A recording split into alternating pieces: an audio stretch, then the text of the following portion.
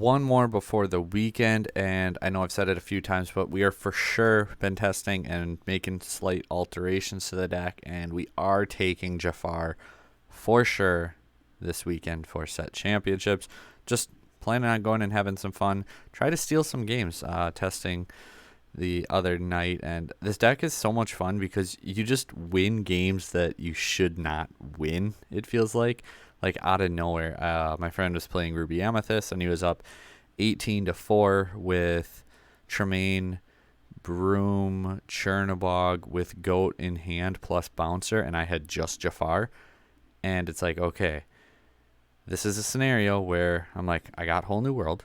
I sing that. I have to Whole New World into a Whole New World into a Friends on the other side. Keep in mind, I already had 2 Whole New Worlds in my hand, so the first one, I have to hit one of the 2 remaining in my deck, and then I have to hit the only Friends on the other side remaining in my deck because I already sang one, and I was forced to ink the others on turns 1 and 2.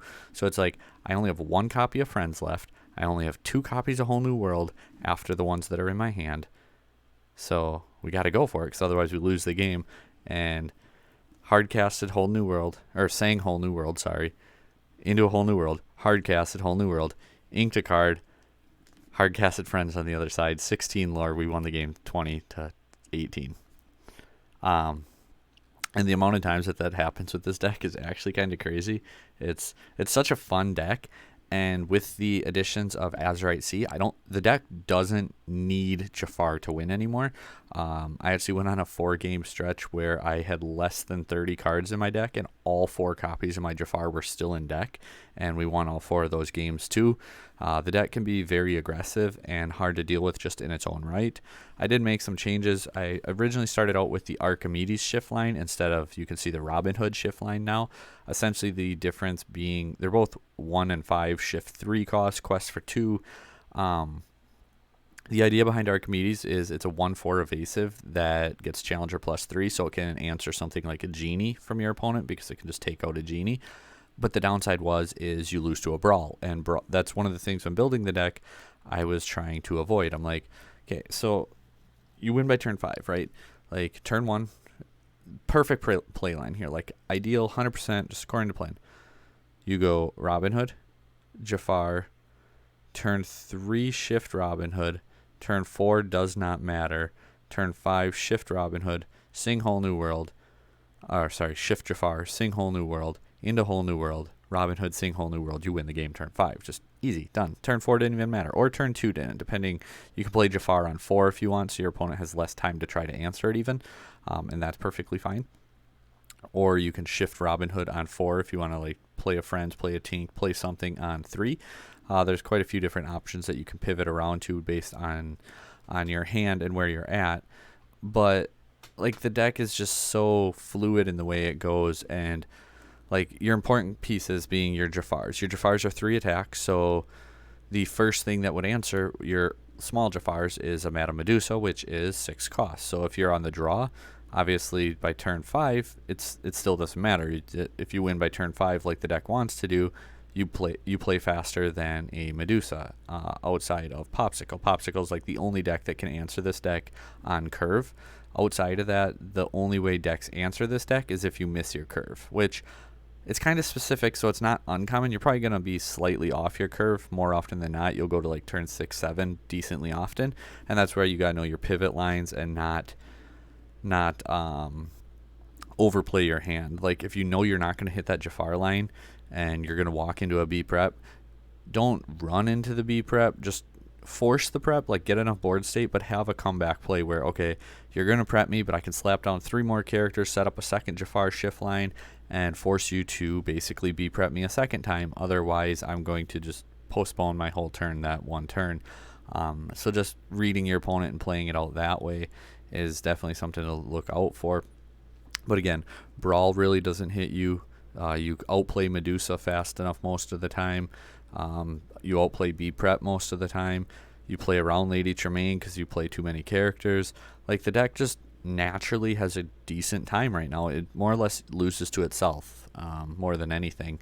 So we have 11 unequal cards, $260 because we did put the Robin Hood shift line in, which is like $100 right there. If you went with Archimedes, boom, you knocked $100 off the deck cost. We got 4 Chernobog's followers, 3 Broom, and 4 Robin Hoods. So we got 11 1-drops, 7 of them being draw cards. On turn 2, you got the Jafar because, again, 3 cost. Also being evasive on your turn means you can answer things into like a opponent's Diablo. You can answer if you run into that, or just, evasive threats. It doesn't one-shot Genie, which is unfortunate, but it can get close. Mr. Smee then. Mr. Smee, another way to just play the aggressive battle. Like I said, you don't have to hit like the Jafar play to win the game. It's not true. It's a fallacy. It's a misconception of the deck. Like, people are like, oh, it's too linear. It's too this. It's too that. If you don't hit Jafar, you just lose, and that's not really true. You just play purple steel aggro at that point. Like, you have Smee, you have Tinkerbell, you have Genie, and if you hit those 3, they have to start answering your cards, because if they don't answer your cards, you just quest out so quickly. And if they are answering your cards, well, then they're not playing their game, they're playing Brawls, which is taking a turn off of what they're doing. So it works out really nice in that regard. 2 Pete's to try to play around that B prep when you start to get to that point. Then when we get to our slightly bigger cards, we got 3 Rabbits. I was initially on 4, but just making space for a card that I'll show you guys a little bit later. Because Genie and Rabbit are kind of awkward, where they're good cards, they're draw cards, but we're not playing the bounce packages, so it's not like you truly get all that value from your Rabbit. But we dropped the Rabbit down to 3, and it was actually perfectly fine in testing, because again, you're not trying to play Rabbit on curve, it's just another consistency card in the deck. 4 Jafar, 4 cost Jafar, 2 of those. Just another Jafar name. Again, 3 strength. It's potential draw 2 every time he kills a character, and 4 willpower means that happens decently often. We got the Robin Hood shift. Already mentioned that. Gantu, though, like, this card is so good, and it closes out games so much, because again, as long as you throw another character down with it, Lady Tremaine can't touch it, Medusa can't touch it, Brawl can't touch it. It's pretty much B prep or Maleficent Dragon for them to answer this card, and if they don't have that, you're swinging for 4 lore, and it's a deck where you quest out so quickly that 4 lore threat is just, it really puts the cherry on top and wins you the game. Like I said, we already kind of mentioned the Robin Hood shift, going that route instead of Archimedes, because again, Archimedes may deal with Genie, but it also loses to Brawl, and the deck is more about being aggressive and winning through draw than it is about winning through taking out your opponent's board, which sounds kind of awkward by putting a Robin Hood in, because guess what? You get lore by taking out your opponent's board. But the 6 willpower obviously is really strong. Being able to challenge and still get the lore, still very strong. Hitting that same curve line as the Archimedes, really strong. It just doesn't answer a Genie as clean, but that's kind of fine. 2 big Tinkerbells, because you can actually hit the Tinkerbell shift on curve to get multiple cards that can sing a whole new world down. So you go 1 drop, okay, like say no Robin Hood. You hit Broomer Followers on 1, Jafar on 2, Tinkerbell on 3, shift Tinkerbell on 4, shift Jafar on 5, and you still hit the Tinkerbell, or the double singer on turn 5 curve. In addition to that, I actually had one game where we played Tinkerbell. We had 10 ink, played Tinkerbell, deal 2 damage across, or 1 damage across the board, shift Tinkerbell, deal 2nd damage across the board, and we're able to postpone that game out an entire turn because of it. 4 Jafars, but Lorcanito just absolutely hates this card and refuses to put it in your hand. Like I said, I had 4 games in a row where I had less than 30 cards, and I never got the Jafar shift. Like, never even had it in my hand. It was brutal.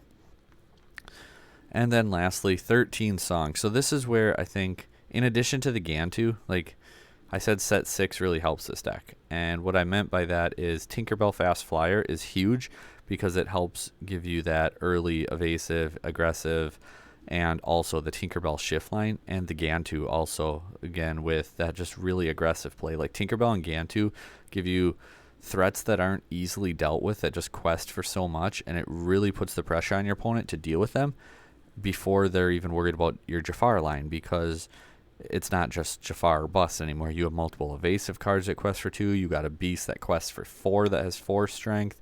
So, like, these 2 cards are so good for this deck, and a huge reason why I think that this deck is being slept on a ton.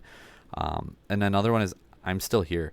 being able to give your chosen character resist 2 and drawing a card, that is so underrated, and I'm waiting for other decks to pick up on it too a little bit more.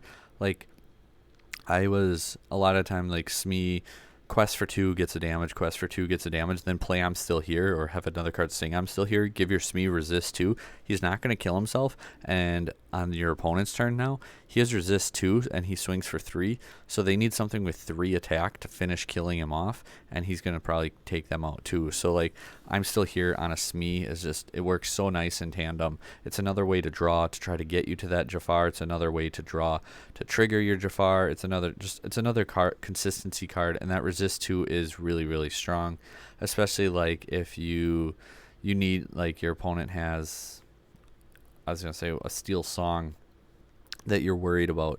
Being able to give certain characters that resist 2 is just really, really valuable. Obviously, the Whole New World, you really want to play that card for sure. The 4 friends on the other side, again, pretty standard. I took out 1 rabbit and I think 1 drop. That's why we're at the 3 brooms for 2 bosses on a roll. I just really want to see Jafar, Whole New World, whatever that last piece is. So like turn 4, having your 3 cost or your shift target or something like that sing this card. Being able to look at the next 5 cards and put 1 at the top of your deck, pick up a lore in the process, so that way for turn 5 you know you're going to draw your Jafar, your Whole New World, whatever that missing piece is, you know you're going to go ahead and draw it. Like, looking at the top 5 just for that consistency aspect of that is absolutely insane. Being said, the 4 times I've resolved it now, never once have I hit a piece that I needed. We did win 3 out of those 4 games still. Like I said, Lorcana just absolutely hates this deck, I swear, but I'm having a ton of fun with it. I think it's absolutely crazy. I think it's really strong. It applies a ton of pressure early on your opponent, and then again, you start to fall behind, and it's just like, okay, how am I going to do this? How am I going to do this? How am I going to do this? And then just boom, boom, boom, you do it, and you win games that you shouldn't, and it never feels like you're out of a game. But the deck's really fun. I think that it's actually a lot stronger than people give it credit for. I think it's less linear than it used to be, and I think it's just one of those things that if people start to give it a little more notice, I would not be surprised to see Jafar's World popping up and topping at a higher rate. I'm not saying tier 1, but I'm saying like maybe pushing into tier 2 status. I could absolutely see Jafar doing that. Let me know what you guys think down below. As always, like, share, subscribe. 5,500 subscriber giveaway, case giveaway, again, still going on until we hit 5,500 subscribers. So the faster we do it, faster, well, we get the case. I think set 7 comes out March 21st, something like that. So we got 2 months to hit that goal, or I guess we'll just get a, giveaway in the middle of a format. Whatever we get to. But thank you guys for watching once again. Thanks for coming back, listening to me talk, hanging out, all that good stuff. Again, links down below to all the helpful information, from spreadsheets to whatnot and more. Thank you guys for watching. Take care.